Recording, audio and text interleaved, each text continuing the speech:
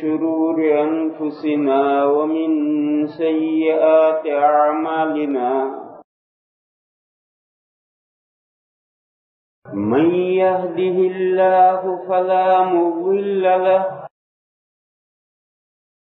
ومن يضلله فلا هادي له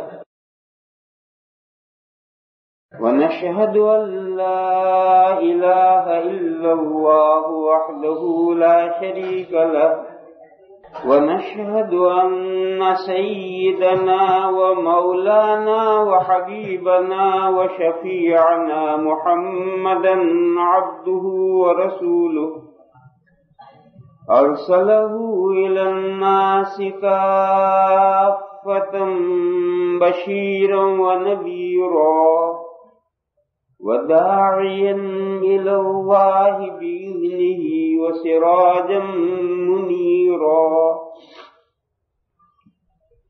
صلى الله تعالى عليه وعلى آله وصحبه وبارك وسلم تسليما كثيرا كثيرا وبعد فأعوذ بالله من الشيطان الرجيم بسم الله الرحمن الرحيم زين للناس حب الشهوات من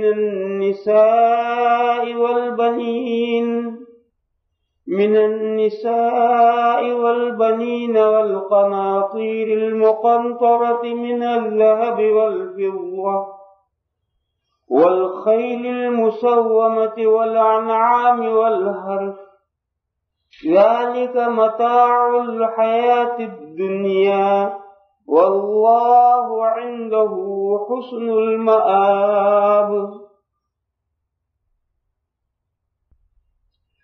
قل أفأنبئكم بخير من ذلكم للذين اتقوا عند ربهم جنات تجري من تحتها الأنهار خالدين فيها وأزواج مطهرة ورضوان من الله والله بصير بالعباد الذين يقولون ربنا إننا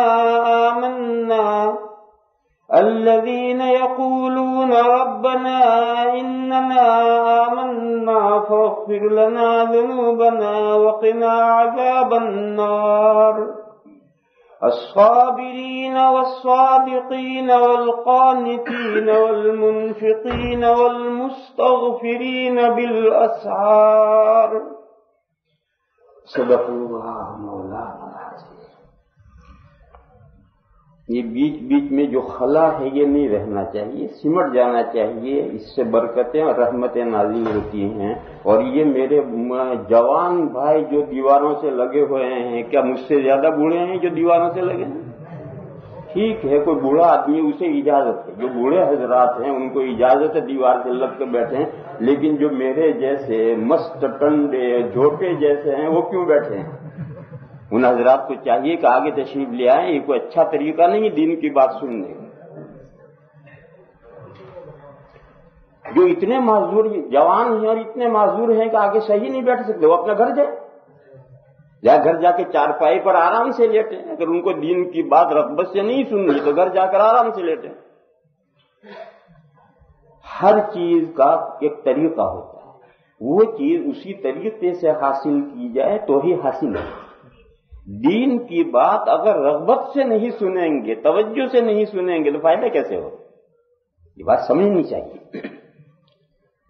لا الہ الا اللہ وحدہ لا شریک لہ۔ میرے بھائیو، یہ قرآن کریم کی چند آیات ہیں جو آج کی نماز میں پڑھی گئی ہیں اور بالکل آخری رکعت میں پڑھی گئی۔ ان آیات پاک میں اللہ پاک جل شانہ عم نوالہ نے یہ بیان فرمایا ہے کہ لوگوں کے لیے مزین کی گئی ہیں، خوش نما بنائی گئی ہیں. زین للناس، کیا چیز خوش نما بنائی گئی ہے؟ پسندیدہ باتوں کی محبت. یہ محبت ان کے لیے خوش نما بنائی گئی. حب الشہوات، شہوات پسندیدہ باتیں، دل پسند باتیں، دل پسند باتوں کی محبت لوگوں کے لیے خوش نما بنائی گئی. فار ایگزامپل، دل پسند باتیں کیا ہیں؟ عورتیں، من النساء، بیٹے، صرف اولاد نہیں، بیٹے،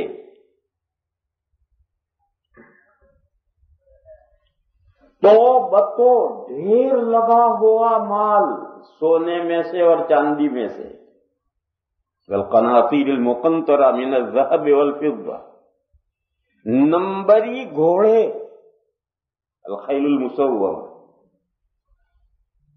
پہلے جو شاندار گھوڑے ہوتے تھے ان پر نمبر لگتے تھے سمجھنے کے لیے. اب کھیل ہوتے ہیں تو کھلاڑی کے اوپر نمبر لگے ہوتے ہیں،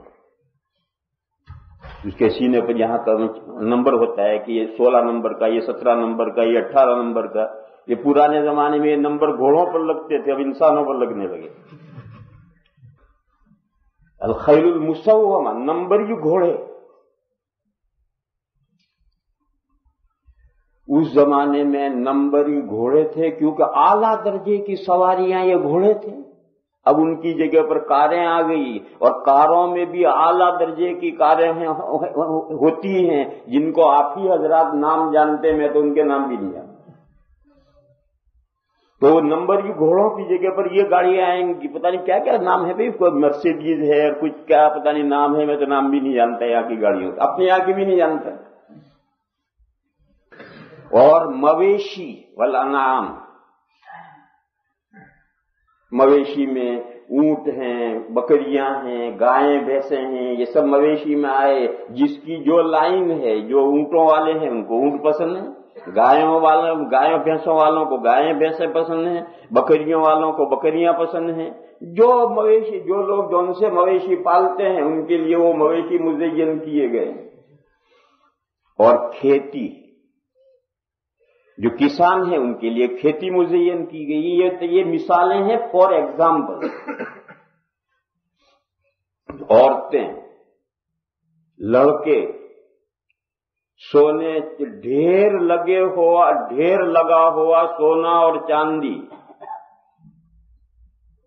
نمبری گھوڑے، مویشی، کھیتی، یہ سب تفسیر ہے حب الشہوات کی. دل پسند چیزیں، شہوات کی تفسیر ہے، دل پسند چیزوں کی یہ تفسیر ہے. یہ جو دل پسند چیزیں ہیں لوگوں کی، کسی کو کوئی پسند ہے، دوسرے کو دوسری چیز پسند ہے، تیسری کو تیسری چیز پسند ہے، ان کی محبت لوگوں کے لیے بھلی کی گئی ہے، مزین کی گئی. زُيِّنَ لِلنَّاسِ حُبُّ الشَّهَوَاتِ مِنَ النِّسَاءِ وَالْبَنِينَ وَالْقَنَاطِيرِ الْمُقَنطَرَةِ مِنَ الذَّهَبِ وَالْفِضَّةِ وَالْخَيْلِ الْمُسَوَّمَةِ وَالْأَنْعَامِ وَالْحَرْثِ.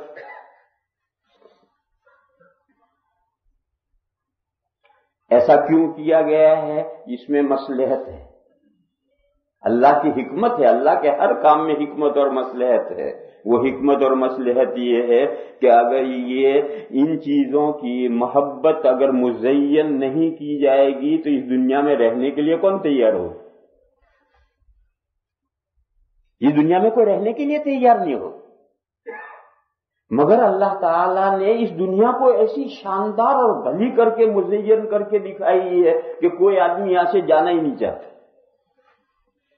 اپنی زندگی کا اینالائز کرو، ایک طرف زندگی میں کیا کیا الجھنیں اور پریشانیاں اور مصیبتیں اور آفتیں اور بلائیں ہیں، ان کی ایک لسٹ بناؤ.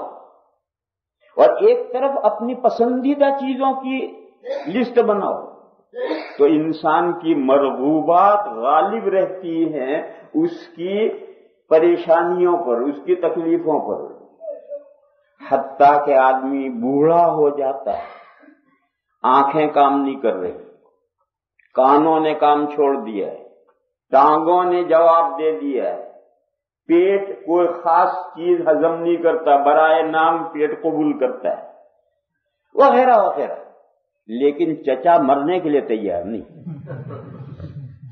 سب کچھ ہے، رہنا دنیائی میں ہے، مرنے کے لیے چچا تیار نہیں ہے۔ کیوں؟ آخر وہ کوئی اللہ نے کوئی چیز ہے جو مزین کی ہے، ورنہ کون باولا ہے جو ان مصیبتوں میں پھنسا رہے گا؟ معلوم ہوا کہ کوئی چیز دماغ میں ان پریشانیوں سے زیادہ محبوب اور مرغوب ہے۔ اسی کو ایک حدیث شریف میں فرمایا گیا ہے کہ انسان جب بوڑھا ہوتا ہے تو اس میں دو چیزیں جوان ہو جاتی ہیں، ایک زندگی کی محبت کہ میں اور جیوں، اور ایک مال کی محبت۔ جو بوڑھا ہوتا جاتا ہے یہ محبتیں جوان ہوتی چلی جاتی ہیں۔ اب جب یہ محبتیں جوان ہوں گی تو دنیا کون چھوڑنا چاہے گا؟ تو خیر میں تو یہ مضمون سمجھا رہا ہوں کہ اللہ کی کچھ حکمتیں ہیں، جن حکمتوں کے پیش نظر اللہ تعالیٰ نے اس دنیا کو مزین کر کے بھلا کر کے لوگوں کے سامنے پیش کیا ہے، ورنہ کون یہاں رہنا چاہے گا؟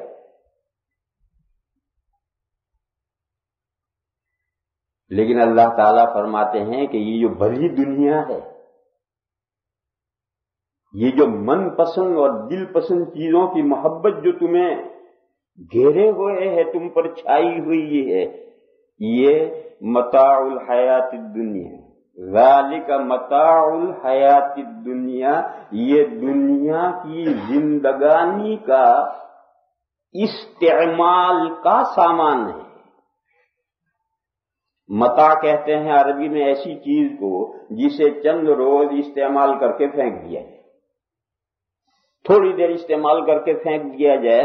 پرانے زمانے میں تو کتابوں میں اس کی مثال یہ دیتے تھے کہ جیسے عورتیں چولہے پر دیگچی پکڑنے کے لیے ایک کپڑا رکھتی ہیں، پرانا کیتھڑا، پرانے کپڑوں میں سے کیتھڑا پھاڑ کر کے چولہے پر رکھ لیتی ہیں، اور وہ ایک دن میں 2 دن میں زیادہ سے زیادہ ہفتے میں وہ میلا چکنا کالا ہو جائے گا تو اسے پھینک دیں گی اور دوسرا کیتھڑا لا کر کے چولہے پر رکھ لیں گے۔ یہ جو کپڑا ہے جو چولہے پر ہے، اس کو اردو میں کہتے ہیں صافی۔ تو پرانی کتابوں میں یہ مثال دی جاتی تھی متاع کی کہ جیسے یہ صافی ہے، یہ چند دن استعمال کی چیز ہے، پھر اسے کوئی دھوبی کیا نہیں بھیجتا اور دھلوا کر کے واپس لا کر دوبارہ استعمال کرنے کی ضرورت نہیں، روپے میں پھینک دیا جاتا ہے۔ تو یہ دنیا کی جو چیزیں ہیں جو تمہیں بڑی بھلی معلوم ہو رہی ہیں، یہ تو چند دن برتنے کی چیزیں ہیں، اور اب زمانہ فاسٹ ہو گیا ہے، لہذا اب مثال بھی بدل گئی ہے۔ اب متاع کی مثال ہے آپ کا ٹی سی یو، یہ جو آپ کا ٹی سی یو ہے یہ متاع ہے، بڑے شاندار ڈبے کے اندر، مزین ڈبے کے اندر بند ہے، بلکہ بازا تو ایسا ڈبا چاندی جیسا ہوتا ہے مزین، اس میں سے ایک سوڑ دے کے نکالا، ناک صاف کیا اور ڈسٹ بن۔ بس اس ٹی سی یو کی جتنی حیثیت ہے اتنی حیثیت اس دنیا کی، پوری دنیا کی، کہ تھوڑی دیر استعمال کرنا، اندر سے نکالو، ناک صاف کرو، ہاتھ صاف کرو اور ڈسٹ بن میں۔ تو پہلے تو ایسی مثال تھی جو ہفتہ بھر چلتی تھی، اب تو اللہ کے فضل سے ایسی مثال آ گئی ہے کہ جو 2 منٹ میں ختم، اور بڑی قیمتی اور بڑی قیمت دے کر کے بازار میں سے خرید کر لاتے ہیں، اور ایک ناک صاف کی اور پھینکی۔ تو یہ جو ٹی سی یو ہے یہ متاع ہے، جو برتنے کی چیز ہے، جو وقتی طور پر فائدہ اٹھانے کی چیز ہے، جو تھوڑی دیر کے لیے استعمال کی چیز ہے۔ اللہ تعالیٰ ارشاد فرماتے ہیں کہ یہ دنیا کی زیبائشیں جو تمہیں بڑی بھلی معلوم ہوتی ہیں اور ان کی محبت تمہارے پر چھائی ہوئی ہے، اور جن کے پیچھے تم رال ٹپکاتے ہو اور رات دن ایک کرتے ہو، ذالک متاع الحیات الدنیا، یہ دنیا کی زندگی کا تھوڑی دیر کے لیے استعمال کرنے کا سامان ہے یہ دنیا۔ واللہ عندہ حسن المآب، اچھا انجام اللہ ہی کے پاس ہے۔ دنیا میں اچھا انجام نہیں، یہ تو وقتی سامان ہے، اور اچھا انجام مآل کار شاندار حسن المآب یہ اللہ ہی کے پاس ہے۔ لہذا جو دنیا میں رہ گیا وہ تو وہی متاع ہے، ڈسٹ بین میں گیا، اور جو تم نے آگے بھیج دیا اللہ کے یہاں وہی تمہارے لیے بہترین مآل ہے، حسن المآب ہے۔ ایک حدیث شریف میں حضور اکرم صلی اللہ تعالی علیہ وسلم نے ارشاد فرمایا کہ یقول الانسان مالی مالی وما له من ماله الا من ثلاث، انسان زندگی بھر ہائے مال ہائے مال ہائے مال، میرا مال میرا مال میرا مال کرتا رہتا ہے۔ حضور نے فرمایا کہ اس کا مال تو صرف 3 مال ہے، صرف 3 مال آدمی کے، کھایا ہضم ہو گیا ہمارا مال ہے، اور اگر کھایا اور پیٹ میں ہضم نہیں ہوا تو ہمارا مال نہیں۔ لوٹا لے کر بھاگتے بھاگتے تھک گئے، وہ ہمارا مال کہاں ہوا؟ وہ تو ہمارے کھایا پیٹ میں جا کر ہمارے جسم کو فائدہ پہنچانے کے بجائے نقصان پہنچایا۔ پہنا وہ سیدھا کر دیا، کپڑا لائے اور اس کو اتنے دنوں تک پہنا تو وہ پرانا ہو گیا اور دوسرے کے برتنے پہننے کا قابل نہیں رہا، اب ہم نے پہن لیا، یہ ہمارا مال ہے۔ اکل فافنا، کھایا اور ختم کر دیا۔ لبس فابلا، پہنا اور پرانا کر دیا، وہ سیدھا کیا۔ اور تصدق فاقنا، خیرات کی اور اسے اللہ کے یہاں بیلنس بنا لیا، ذخیرہ کر لیے۔ یہ 3 مال تمہارے ہیں، جو تم نے کھا لیا اور ختم ہو گیا وہ تمہارا ہے، جو تم نے پہن لیا اور پرانا کر دیا وہ تمہارا ہے، اور جو تم نے خرچ کیا اللہ کے راستے میں اور خرچ کر کے آخرت میں اپنے لیے جمع کر لیا وہ تمہارا ہے۔ وما سوا ذالک فہو تارک لغیرہ، ان 3 کے علاوہ جو مال ہے وہ دوسروں کے لیے چھوڑ کر دنیا سے چل دینا ہے۔ پیچھے کوئی کھانے والا وارث ہے، وارث کے لیے چھوڑیں گے؟ ایسے بھی لوگ ہوتے ہیں جن کے پیچھے کوئی وارث نہیں ہوتا ہے، کتے بلیوں کے لیے چھوڑ جاتے ہیں۔ کتے بلیاں بھی نہیں ہوتے تو تتر بتر ہو جاتا ہے پیچھے، غرض پیچھے چھوڑ کے جانا ہے، کسی نہ کسی اس کو لے کر کوئی نہیں جاتا۔ حدیث شریف میں ہے کہ انسان کا جنازہ جب چلتا ہے تو اس کے ساتھ 3 چیزیں چلتی ہیں، پھر قبر میں پہنچنے کے بعد ایک چیز اس کے ساتھ رہ جاتی ہے، 2 چیزیں واپس آ جاتی ہیں۔ ایک تو اس کا مال اس کے ساتھ چلتا ہے، ایک اس کے خاندان اور رشتہ دار اور آل چلتا ہے، ساتھ میں اولاد وغیرہ چلتے ہیں، رشتہ دار، اور ایک اس کا عمل چلتا ہے۔ یہ تینوں جنازے کے ساتھ جاتے ہیں۔ قبر میں دفن کرنے کے بعد عمل تو وہیں رہ جاتا ہے، اور اولاد بھی گھر چلی آئی اور مال بھی گھر چلی آئی، حتیٰ کہ وہ چارپائی بھی واپس آ گئی، جی چارپائی وہ میت کو لے گئے، کہ بیچارے کے لیے ایک چارپائی چھوڑ دو، کبھی اس پر لیٹے گا بیٹھے گا نہیں، وہ چارپائی بھی نہیں چھوڑتے، وہ بھی گھر لے آئے، اور سارے رشتہ دار بھی گھر آ گئے اور عمل اس کا اس کے ساتھ وہیں رہ گئے۔ تو میرے بھائیوں، جو آگے بھیج دیا گیا ہے، اگر برا عمل بھیجا ہے اللہ کی پناہ، اور اگر اچھا عمل آگے بھیجا ہے، کسی لائن کا اچھا عمل ہو، وہی حسن المآب ہے۔ وہ چند دن کا استعمال کا سامان نہیں ہے، وہ ہمیشہ کے لیے استعمال کا سامان ہے۔ دنیا میں تو جو سامان ہے وہ تو متاع الحیات دنیا ہے، چند دن میں چند تھوڑے وقت میں ختم۔ وہ جو آگے بھیج دیا گیا ہے اپنا عمل اور وہاں بیلنس ہو گیا ہے، وہ صلہ تا ابد پانا ہے، وہ چند دن کے برتنے کا سامان نہیں ہے۔ اسی لیے اللہ تعالی نے اعمال کا اجر اس دنیا میں نہیں رکھا، آخرت میں رکھا۔ اس دنیا میں اعمال کا اجر دیا جائے تو انسان گھاٹے میں رہے گا، مومن گھاٹے میں رہے گا۔ ایک آدمی نے 15 سال کی عمر میں نماز پڑھی، اس کی نماز کا بدلہ اسی دنیا میں دے دیا جائے تو کتنے دن استعمال کرے گا؟ وہ 60 سال کا ہوا، 70 سال کا، 80 سال کا، 90 سال کا، 100 سال کا، مرے گا تو صحیح، تو اس نے 85 سال اپنے نماز کا ثواب استعمال کیا اور 85 سال کے بعد تو وہ چلا گیا۔ تو کوئی 50 نماز کا ثواب کوئی 85 سال ملا، اور جو نماز مرنے سے ایک دن پہلے پڑھی اس کا ثواب اگر اجر اس دنیا میں دے دیا جائے تو ایک ہی دن وہ اجر استعمال کرے گا اور پھر دنیا سے چل دے گا۔ اس لیے اللہ تعالیٰ نے اعمال کا اجر اس دنیا میں رکھا ہی نہیں ہے، تمام اجر جو ہے آخرت میں رکھے ہیں، کیونکہ آخرت میں وہ اجر مل گیا، اب اسے تا ابد ہمیشہ ہمیشہ استعمال کرنا ہے، اب وہ اجر کبھی ختم نہیں ہونا۔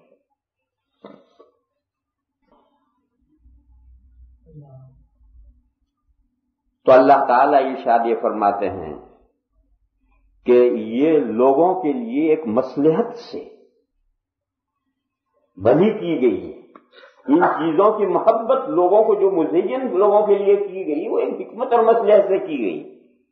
اب آدمی اسی کو اپنا اوڑھنا بچھونا بنا لے، اسی کو اپنا مطمع نظر بنا لے، اپنی ساری نظر اسی کے اوپر روک لے، اسی دنیا کا ہو کر رہ جائے، انہی دل پسند باتوں کے اندر پھنس کر رہ جائے، تو یہ دھوکہ ہے، یہ تو چند دن کے استعمال کا سامان ہے، اس سے تیاری کرنی ہے اس آخرت کے لیے، حسن مآب تو وہاں ہے، یہ چیزیں ساری اس لیے ہیں کہ اس کے ذریعے سے آپ اگلی زندگی بنائیں۔ اس کے بعد اللہ تعالیٰ فرماتے ہیں قل او انبئکم بخیر من ذالکم، آپ کہیے، پوچھیے لوگوں سے، کہیے لوگوں سے، کیا بتلاؤں میں تمہیں ان چیزوں سے بہتر؟ یہ دنیا کا چند روز کا سامان ہے جو تمہیں بڑا بھلا لگتا ہے، بڑا پسند آتا ہے، میں اس سے خیر اور بہتر چیز بتاؤں؟ قل او انبئکم من خیر من ذالکم، ان سے بہتر وہ باغات ہیں جو نیک مسلمانوں کو اللہ کے یہاں پہنچ کر ملیں گے، للذین اتقوا، ان لوگوں کے لیے جو پرہیزگار ہوئے ہیں۔ پرہیزگار کس کو کہتے ہیں؟ نیک مومن۔ نیک مومن ایک تو فقط مومن نہیں، وہ پرہیزگار نہیں، نیک مومن تو بدکار بھی ہو سکتا ہے، مومن تو بدکار گنہگار بھی ہو سکتا ہے، لیکن نیک مومن اور متقی اور پرہیزگار یہ لفظ جو ہیں مترادف ہیں، چاہے نیک مومن کہہ لو چاہے متقی اور پرہیزگار کہہ لو۔ متقی اور پرہیزگار کس کو کہتے ہیں؟ اللہ نے جو احکام فرض کیے اور اللہ نے جو احکام واجب کیے ہیں ان میں سے کوئی نہ چھوڑے، تمام فرائض اور واجبات کو بجا لائے، اور جو گناہ کبیرہ ہے کسی گناہ کبیرہ کے قریب نہ جائے، تمام کبیرہ گناہوں سے اپنے آپ کو بچائے اور فرائض اور واجبات کا پورا اہتمام کرے، کوئی فرض اور واجب نہ چھوٹے اور کسی گناہ کبیرہ میں انوالو نہ ہو، تو وہ ہے نیک مومن۔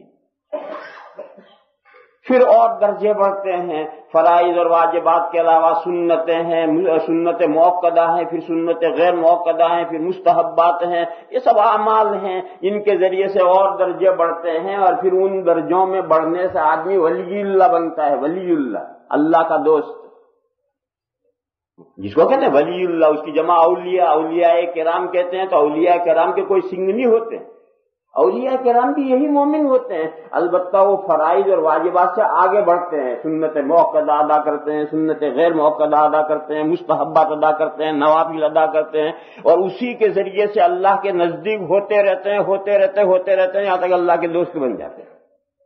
اسی طرح گناہوں میں کبیرہ گناہوں سے بچنا یہ تو نیک مومن ہونے کے لیے ضروری ہے، متقی اور پرہیزگار ہونے کے لیے ضروری ہے۔ پھر گناہ کبیرہ کے بعد میں صغائر ہے، چھوٹے گناہ ہیں، ان سے بھی بچیں۔ پھر چھوٹے گناہوں کے بعد ایک درجہ ہے ایسا کہ گناہ سے کچھ لگ بھگ گناہ ہیں، وہ گناہ نہیں ہے، گناہ سے لگ بھگ ہیں، الا اللمم، یعنی جس میں گناہ کا شبہ بھی ہے، مشتبہ امور بھی ہیں، ان سے بھی اپنے آپ کو دور رکھتے ہیں۔ تو جب ان سے کبیرہ سے دور رہا، صغیرہ سے دور رہا، اور صغیرہ سے چھوٹے جو برائے گناہوں سے مشابہت رکھنے والے ان سے بھی دور رہا، اب ولی اللہ بنتا ہے۔ ادھر ترقی کرنی ہے، مستحبات تک پہنچنا ہے، نوافل اعمال تک پہنچنا ہے، اور گناہوں میں بچنا ہے، بچتے بچتے یہاں تک پہنچنا ہے۔ اب یہ بندہ ہو گیا ولی اللہ، اللہ کا دوست۔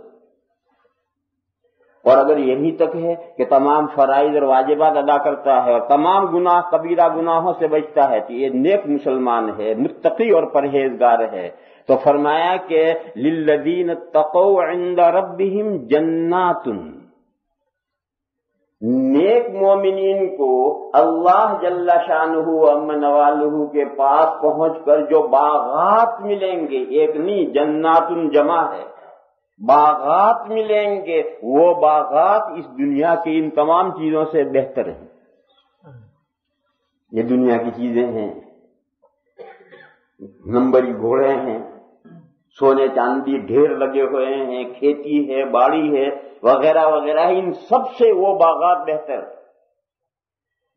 تجری من تحتها الانہار، وہ باغات ایسے ہیں کہ جو سدا بہار ہیں، ان کے نیچے نہریں بہتی ہیں، ان کے بیچ میں اندر نہیں، اس باغ کے بیچ میں اندر نہیں، ان باغ کے نیچے نہریں بہ رہی ہیں۔ اوپر دیکھو کچھ نظر نہیں آ رہا، خشک ہے، اور نیچے جڑوں میں نہریں بہ رہی ہیں، اور اس کی وجہ سے وہ باغات سدا بہار ہے، یعنی ہمیشہ پور بہار رہتے ہیں وہ باغ، کبھی خشک نہیں ہوتے ہیں، اس کے پتے نہیں جڑتے۔ خالدین فیہا، ان باغات میں ہمیشہ رہنا ہے۔ یہ ایک مستقل نعمت ہے۔ ایک تو باغات، پھر باغات سدا بہار، پھر ان باغات میں ہمیشہ رہنا ہے، ان باغات سے نکلنا نہیں۔ اور وہ جو لسٹ آئی تھی حب الشہوات کی، اس میں جو سب سے پہلے شمار کیا تھا عورتیں، وہ عورتیں جو دنیا میں پسندیدہ قرار دی گئی ہیں، یہ وہاں بھی ملیں گی۔ باقی سب چیزیں نہیں لی، بیٹے، گھوڑے، یہ وہ نہیں، صرف ان کو لیا، عورتوں کو لیا۔ وَأَزْوَاجٌ مُطَهَّرَةٌ، اور بیویاں ملیں گی ایسی جو پاک کی ہوئی ہوں گی۔ دنیا میں جو عورتیں ہیں ان میں تو طرح طرح کے عیب ہوتے ہیں، مہینے میں 5-7 روز تو اس قابل ہو جاتی ہے کہ اللہ میاں نے منع کیا کہ ان کے قریب مت جاؤ، الگ چارپائی میں لیٹو۔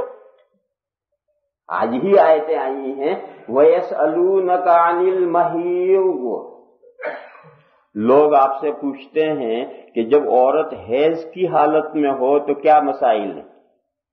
قُلْ هُوَ أَذًى، آپ جواب دیجئے کہ یہ جو حیض کی حالت ہے یہ تکلیف دہ ہے۔ عورت اس وقت نارمل حالت میں نہیں رہتی، اس کے لیے یہ حالت تکلیف دہ ہے، وہ عورتیں ہی سمجھ سکتی ہیں، اب آپ کو کیسے سمجھا دوں۔ بہرحال یہ حالت عورتوں کے لیے تکلیف کی حالت ہے، لہذا فَاعْتَزِلُوا النِّسَاءَ فِي الْمَحِيضِ، پس جدا رہو تم عورتوں سے اس حالت میں۔ اب بیوی کے ساتھ نہیں لیٹنا، اب الگ لیٹو۔ صرف فَاعْتَزِلُوا نہیں کہا، یہ پھر اور تاکید کی وَلَا تَقْرَبُوهُنَّ، اور ان کے نزدیک بھی مت جاؤ، حَتَّى يَطْهُرْنَ، یہاں تک کہ وہ پاک ہو جائے۔ تو ڈبل کیا کہ فَاعْتَزِلُوا النِّسَاءَ فِي الْمَحِيضِ، اس حیض کی حالت میں عورتوں سے جدا رہو، وَلَا تَقْرَبُوهُنَّ، اور ان کے نزدیک بھی مت جاؤ یہاں تک کہ وہ پاک ہو۔ کیوں؟ یہ حالت جو ہے، تم تو اپنی اصلی حالت میں ہو، تم اپنی اصلی حالت میں، اور ان کو ایسی حالت ہے جس حالت میں انہیں چھیڑنا ان کے لیے تکلیف کا باعث ہے۔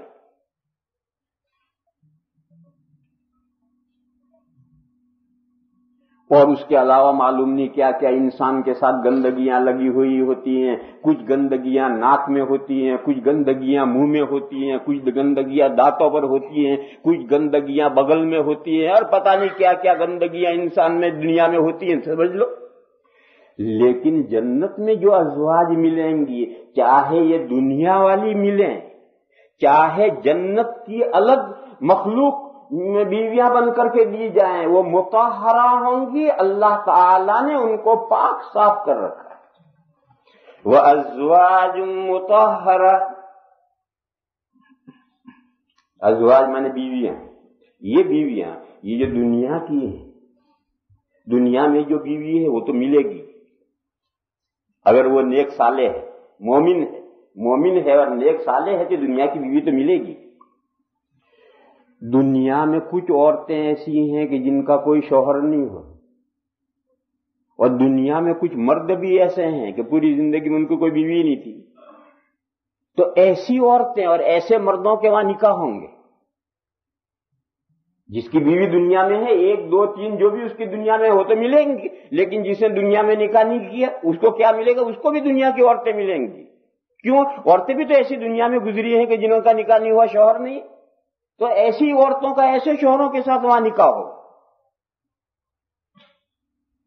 اور جنت کی ایک مخصوص مخلوق ہے جن کو ہم اپنے محاورے میں حور کہتے ہیں. باقی جنت کی ہر عورت حور ہے. حور یہ عربی لفظ ہے, ہم تو چونکہ اردو جانتے ہیں اس لیے ہم اس لفظ کو جانتے نہیں ہیں. باقی حور کے معنی ہیں گوری عورت, جمع ہے حورن, جمع ہے حوراء کی, اور حوراء وہ ہر اس عورت کو کہتے ہیں جو گوری ہو. یہ گوری ہے نہیں کہ تم سمجھو گے یہ تو ان کے ساتھ لفظ لگ گیا گوری ہے نہیں, وہ واقعتاً گوری ہونی چاہیے, خوبصورت ہونی چاہیے. تو یہ جو دنیا کی عورتیں ہیں یہ بھی سب وہاں حوریں بنیں گی. یہ دنیا کی جو بیویاں ہماری ہیں یہ بھی وہاں حوریں بنیں گی. اور وہ جنت کی جو عورتیں وہ تو حوریں ہیں ہی, بلکہ ان جنت کی حوروں کی سردار یہ دنیا کی عورت ہوگی. کیوں؟ وہ جنت کے مخلوق ہیں اور یہ ایمان اور عمل کی برکت سے جنت میں گئی ہے. یہ میں سے مفت نہیں گئی جنت میں, یہ تو ایمان اور رات دن محنتیں کر کے ایمان کی برکت سے اور عمل کی برکت سے جنت میں گئی ہے. لہذا اس کا مقام وہاں سردار کا ہوگا. یہاں لوگ ایک مسئلہ پوچھا کرتے ہیں کہ ایک شخص کی بیوی تھی, پھر شخص کا انتقال ہو اور بیوی کا دوسری جگہ نکاح ہو, پھر اتفاقاً دوسرے کا بھی شوہر کا انتقال ہو گیا, پھر بیوی کا تیسری جگہ نکاح ہو گیا. یہ بیوی کس کو ملے گی دنیا میں جس کے 3 شوہر تھے؟ یہ لوگ ایک سوال کرتے ہیں. آپ حضرات بھی سوچتے ہوں گے کہ تقریر کے بعد مولانا صاحب سے پوچھیں گے, تو میں ابھی کیوں نہ بتا دوں. لا الہ الا اللہ. اس کا جواب یہ ہے کہ معلوم نہیں. اور اس سے جواب ہے, بہت معقول جواب ہے, اور اسے سمجھو اور اپنا مائنڈ اور ذہن بناؤ. آئندہ دنیا میں جو معاملات پیش آنے ہیں, مرنے کے بعد آخرت میں جو معاملات پیش آتے ہیں, آنے والے ہیں, ان میں سے ہم انہی سوالوں کے جواب دے سکتے ہیں جن کا تذکرہ قرآن و حدیث میں آیا ہے. اور جن کا تذکرہ قرآن و حدیث میں نہیں آیا اس کا جواب ہم نہیں دے سکتے ہیں. آخرت کے معاملات میں عقل کا گھوڑا نہیں دوڑتا. عقل کا گھوڑا تو ہم اس دنیا میں دوڑ لیتے, لیکن آؤٹ آف نیچر جو دنیا ہے اس دنیا کے معاملات میں قیاس کا گھوڑا نہیں دوڑتا. عقل سے کوئی بات نہیں بتائی جا سکتی. نصوص میں یعنی قرآن و حدیث میں اگر کوئی بات آئی ہے, چاہے کلیئر آئی ہو چاہے کوئی اشارہ آیا ہو, تو ہم بتا سکتے ہیں, اس کے بغیر نہیں بتا سکتے. یہ مسئلہ قرآن کریم میں یا کسی حدیث میں واضح طور پر بھی نہیں آیا, اشارتاً بھی نہیں آیا کہ یہ عورت جو ہے یہ کو پہلے شوہر کو ملے گی, دوسرے کو ملے گی, تیسرے کو ملے گی, معلوم نہیں. یہ مسئلے وہیں طے ہوں گے. کوئی ضروری نہیں کہ سارے مسئلے یہی طے کر لیں. لہذا یہ جواب کہ معلوم نہیں، یہ ایک جواب ہے اور بہت اہم جواب ہے، اور ایسی جگہوں پر انسان کو اپنی عقل روکنی چاہیے، کیونکہ آنے والی دنیا کی ساری باتیں یہاں کون جانتا ہے اور کون بتا سکتا ہے؟ کوئی نہیں جانتا اور کوئی نہیں بتا سکتا۔ قرآن و حدیث میں جتنا آیا ہے اتنا بتائیں گے، آگے قصہ ختم۔ شیخ سعدی رحمت اللہ علیہ ایک بہت بڑے مولانا ہیں، انہوں نے یہ بات فرمائی ہے ایک مضمون بیان کرتے ہوئے کہ نہر جائے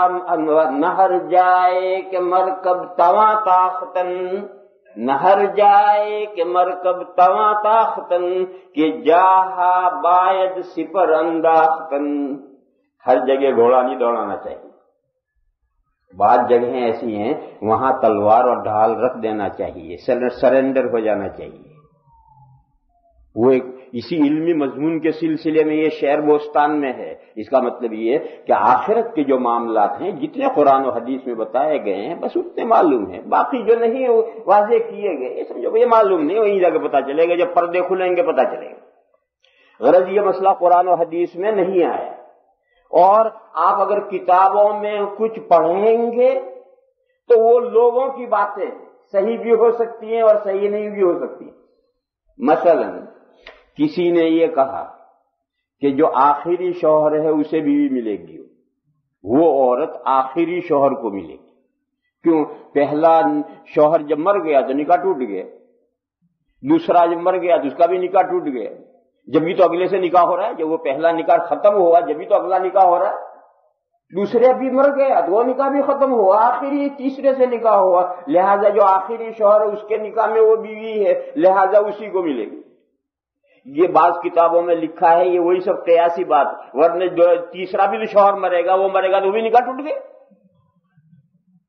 اگر پہلے کو وہ نہیں ملی دوسرے کو وہ نہیں ملی، کیوں نہیں ملی کہ نکاح ٹوٹ گیا، تو تیسرا بھی تو کبھی نہ کبھی مرے گا، یا تو بیوی مرے گی یا شوہر مرے گا، میاں بیوی میں سے کوئی بھی مرے نکاح ختم ہو جاتا ہے۔ بیوی مرے تو بھی نکاح ختم ہو جاتا ہے، شوہر مرے تو بھی نکاح ختم ہو جاتا ہے۔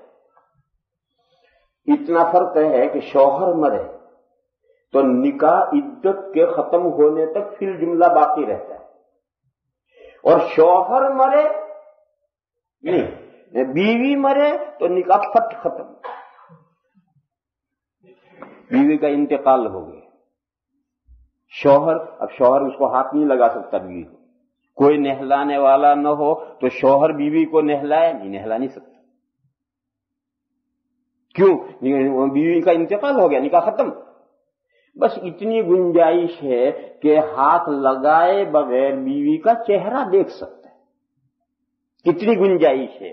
بیوی کا انتقال ہوگا، جنازہ تیار ہو جائے تو جا کے ایک نظر بیوی کا چہرہ دیکھ سکتا ہے، ہاتھ نہیں لگا سکتا۔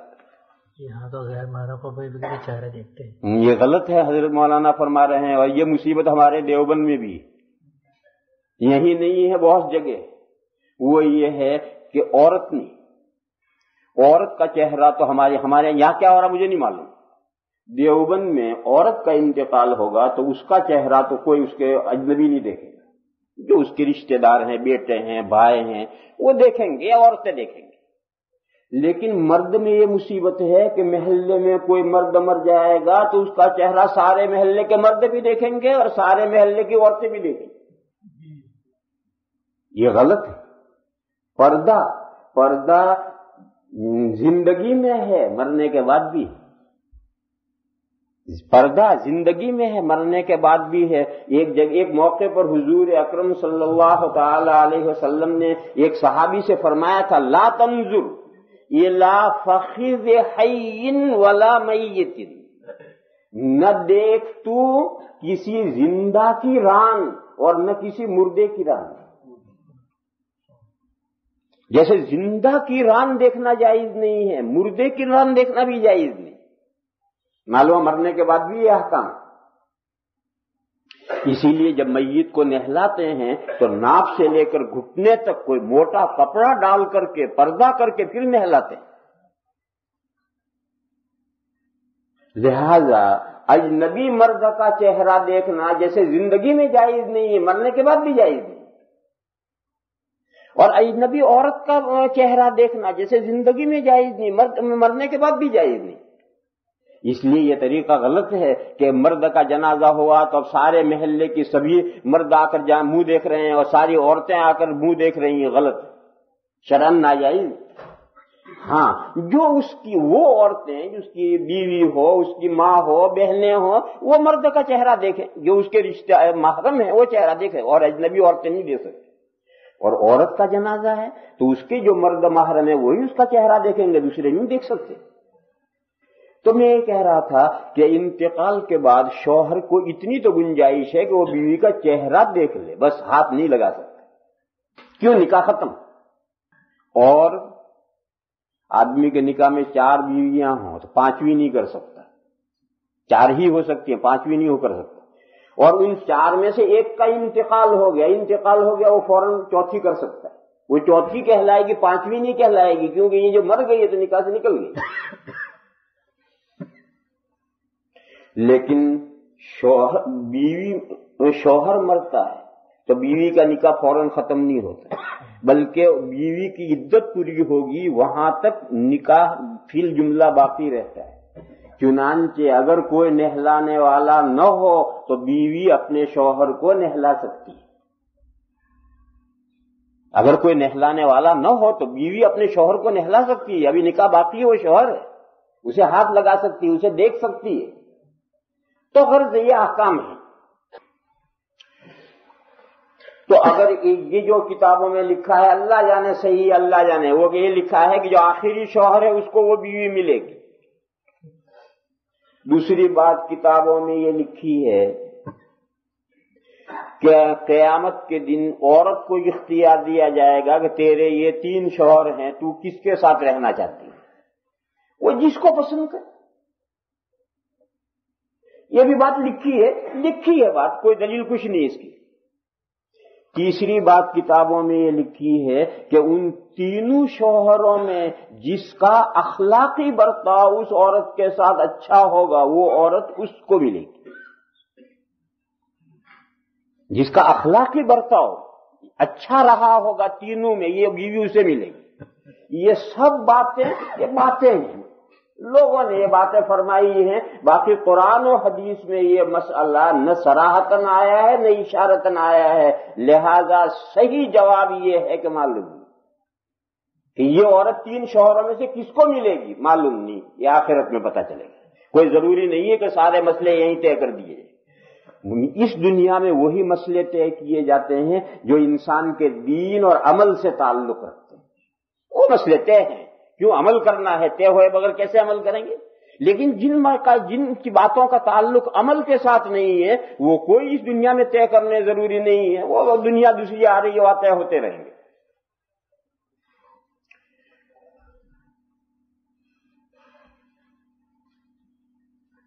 تو میں اصل مضمون یہ بیان کر رہا تھا کہ وہ جو چیزیں گنائی گئی تھی حب الشہوات، وہ سب آخرت میں نہیں ملنے کی، تو چند دن تک ٹی سی یو استعمال کیا، ردی میں پھینک دیا، اب اسے تھوڑا آخرت میں وہ ٹی سی یو ملے گی۔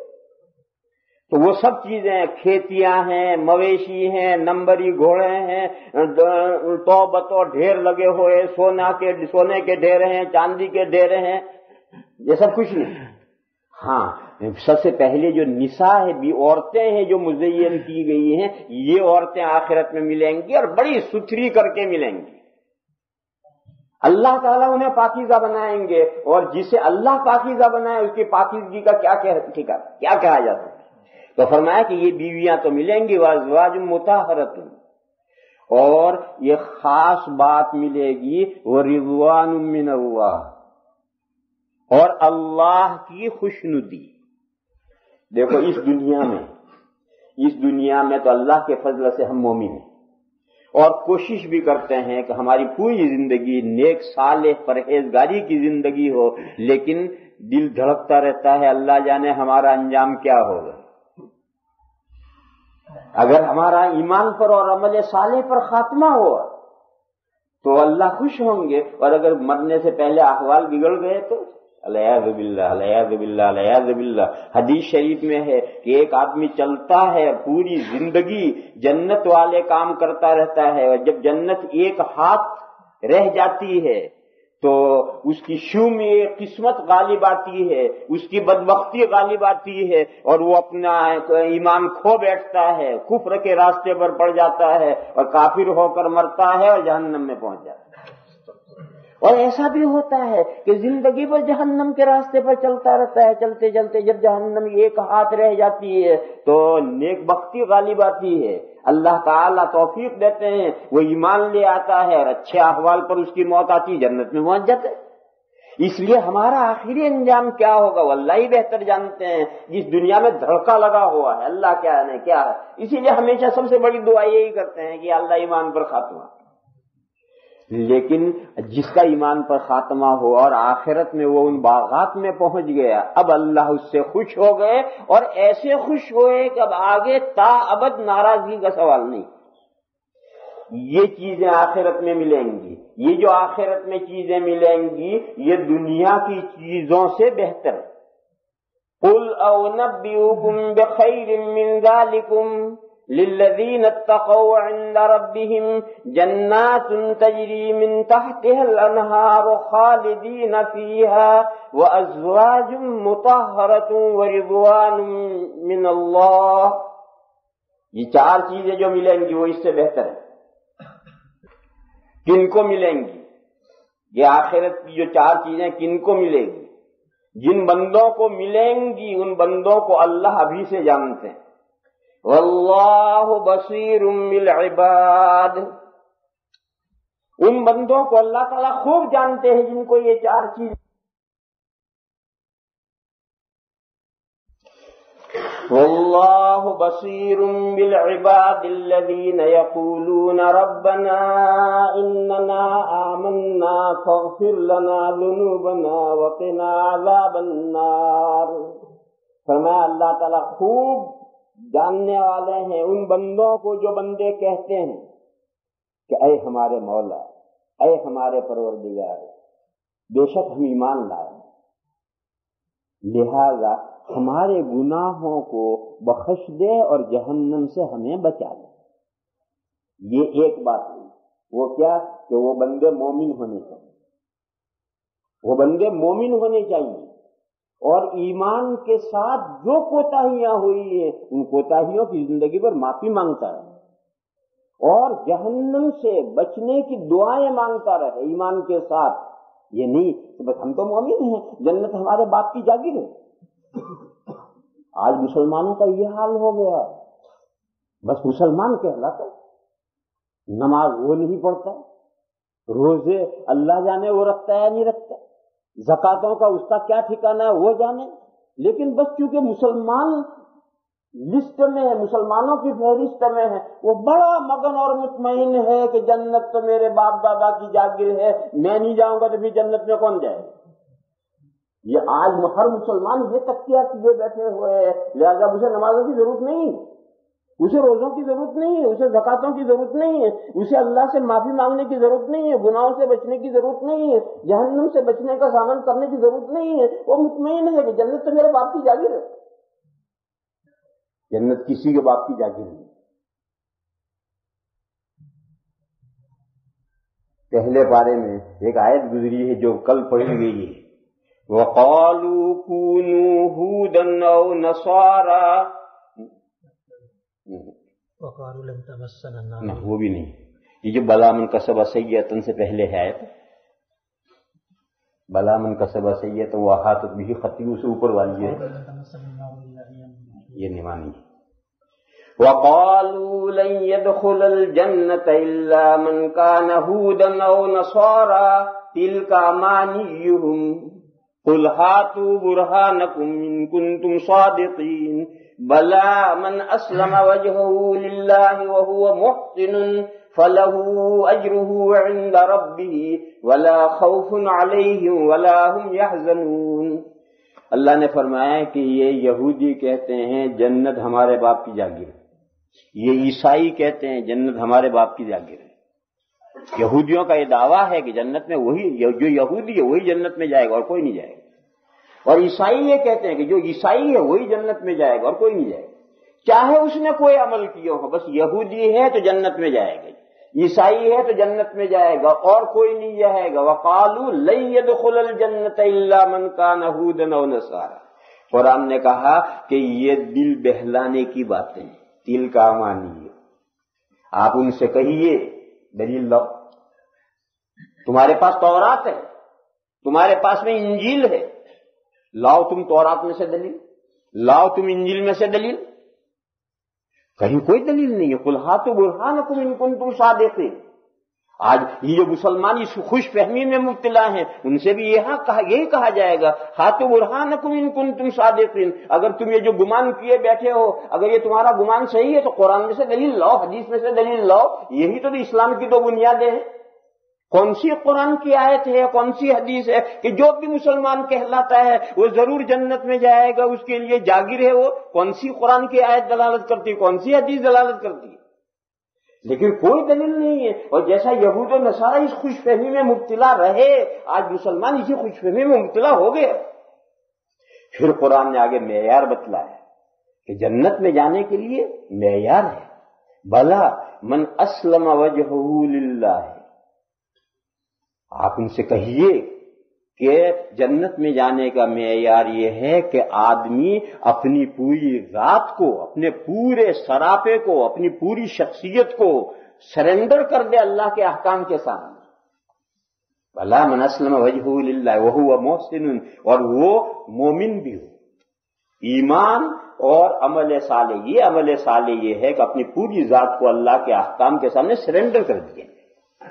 جو کرنے کے احکام اللہ نے دیے بجا لائے، جن سے رکنے کے احکام دیے ان سے باز رہے. اسی کا نام اسلام ہے. تو ایمان اور اسلام، ایمان دل کے عقیدے کا نام ہے اور اسلام اعمال ظاہری کا نام ہے. تو نیک مومن اس کے لیے جنت ہے. تو اللہ تعالیٰ نے یہ ارشاد فرمایا کہ وہ بندے جو کہتے ہیں ربنا اننا آمنا، اے ہمارے پروردگار بے شک ہم ایمان لائے ہیں، فاغفر لنا ذنوبنا، لہذا ہماری اس ایمان کی برکت سے ہمارے گناہوں کو بخش دیجئے، وقنا عذاب النار، اور ہمیں جہنم کے عذاب سے ہماری حفاظت فرمائیے. ایمان کے ساتھ پاک بازی کی زندگی، پاک بازانہ زندگی گزارتے ہیں اور اپنی کوتاہیوں کی معافی مانگتے رہتے ہیں اور جہنم سے بچنے کی دعائیں کرتے رہتے ہیں. پہلی چیز یہ کہو، جی چاہے دو کر لو، ایمان کو الگ کر لو، اور یہ دعائیں گناہوں کی معافی کی دعائیں، جہنم سے بچنے کی دعائیں، یوں چاہو دو گن لو اور چاہو ایک ہی کر لو. دیکھو یہ دعائیں ضروری ہیں اور یہ دعائیں عبادتوں کا مغز ہے. حدیث شریف میں فرمایا گیا کہ دعائیں عبادتوں کا مغز ہے. اور نماز میں کئی جگہ پر یہ دعائیں رکھی گئی ہیں، بلکہ نماز کا آخری جز درود شریف کے بعد دعا ہی ہے. مگر میرے بھائیو، جب اسلام عربوں سے نکل کر کے اجمیوں میں پہنچا تو صحابہ جہاں تک لے کر گئے اور صحابہ نے جہاں تک ممالک فتح کر کے حکومتیں قائم کی، ان ممالک کے تو سارے اجمی عرب بن گئے. یہ سارے، یہ عراق، یہ شام، یہ مصر، یہ خلیج کے ممالک، یہ سب صحابہ کے فتح کیے ہوئے ہیں، وہ سب عرب بن گئے. لیکن بعد میں جہاں اسلام پہنچا وہاں اسلام کمزور پہنچا اور وہ ملک عرب ممالک ملک نہیں بنے. ہم بھی انہی ملکوں میں سے، ہندوستان میں بھی اسلام بہت دیر سے پہنچا، لہذا ہندوستان عرب ملک نہیں بنا، یہاں کے لوگ عربی نہیں جانتے. اب یہ اجمی، دنیا کے یہ اجمی جو عربی زبان نہیں جانتے، یہ نماز کے اندر دعا مانگ ہی نہیں سکتے. کیوں؟ عربی تو جانتے نہیں، عربی میں جانتے تو عربی میں مانگتے، اپنی زبان میں مانگیں گے نماز فاسد ہو جائے گی، اور عربی میں مانگنے پر قادر نہیں. تو بیچاروں نے یہ کیا ہے کہ بچپن میں ایک دعا تعلیم الاسلام میں یاد کروائی تھی، اللہم انی ظلمت نفسی، بس وہ یاد ہے، روزانہ وہی پڑھتے ہیں، نماز میں قاعدے آخرہ میں یہی پڑھتے ہیں. مگر یہ تو دعا پڑھتے ہیں، دعا مانگنا اللہ سے، مانگنا تو ایک اپنے دل کی مرادیں مانگو اللہ سے، یہ تو ہم کیسے مانگیں؟ تو جب یہ زمانے کی ضرورت پیش آئی تو علماء کرام نے یہ کہا کہ سلام پھیرنے کے بعد جو متصل ٹائم ہے یہ بھی نماز ہی کے ساتھ ملحق کیا گیا ہے، تو سلام پھیرنے کے بعد دعائیں مانگو، اپنے دل کی آرزوئیں خوب مانگو اپنی زبانوں میں۔ آج عرب یہ کہتے ہیں کہ حضور اور صحابہ سے سلام کے بعد دعا کرنا ثابت نہیں ہے، کہ تمام نمازی اور امام مل کر کے دعا مانگیں، یہ حضور اور صحابہ سے ثابت نہیں ہے۔ ٹھیک کہتے ہیں وہ، ٹھیک کہتے ہیں، ثابت نہیں ہے۔ اور عربوں کو آج بھی ضرورت نہیں ہے، انہیں جو دعائیں کرنی ہیں وہ اندر نماز کے اندر کر لیتے ہیں، وہ کرنے پر قادر ہیں۔ مگر ہم کیا کریں؟ ہم تو نماز میں دعا کر نہیں سکتے اپنے دل کی مرادیں۔ اب یا تو ہم نے وہ جو دعا یاد کر رکھی ہے بس وہی بغیر سمجھے پڑھتے رہیں، گویا زندگی بھر بندے کا اللہ سے مانگنے کا تعلق ختم، یہ کیسے کام چلے گا؟ اور مانگیں گے تو کب مانگیں گے اور کیسے مانگیں گے؟ تو یہ ہماری اجمیوں کی ضرورت ہے، اور ہماری اس اجمیوں کی ضرورت کی وجہ سے یہ دعائیں ہیں۔